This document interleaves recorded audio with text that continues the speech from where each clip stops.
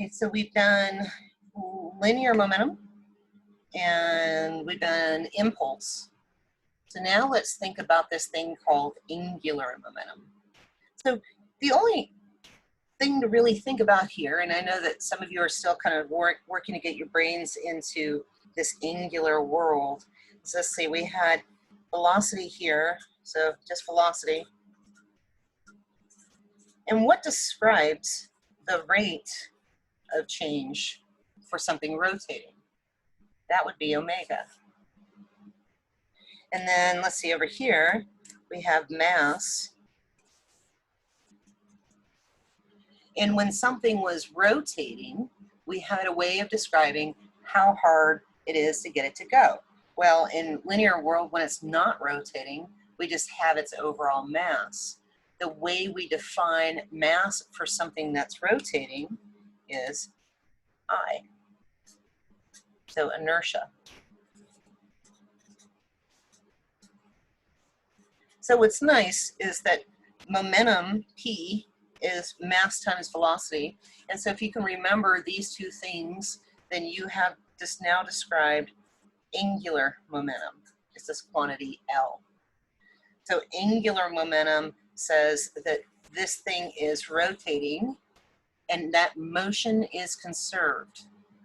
So all of the same things that we did with conservation of momentum is going to be the same with angular momentum. So conservation then, let's see what I have. I'd have something like I1 omega 1 plus I2 omega 2 equals, let's see, let's make it elastic to begin with. Then I'd have I would be the same, I1 omega 1 prime plus I2 omega 2 prime. This is analogous to M1V1 plus M2V2 equals M1V1 prime plus M2V2 prime. That's it. So if these things stick, something's rotating and it sticks, then, so this would be, let's mark this, elastic, so they bounce off. And inelastic, let's see, I'm going to have the same starting conditions, maybe. I'm saying that they're coming at each other and then sticking. I can always go the opposite direction. There's nothing to say that I have to always start off not sticking and go to sticking.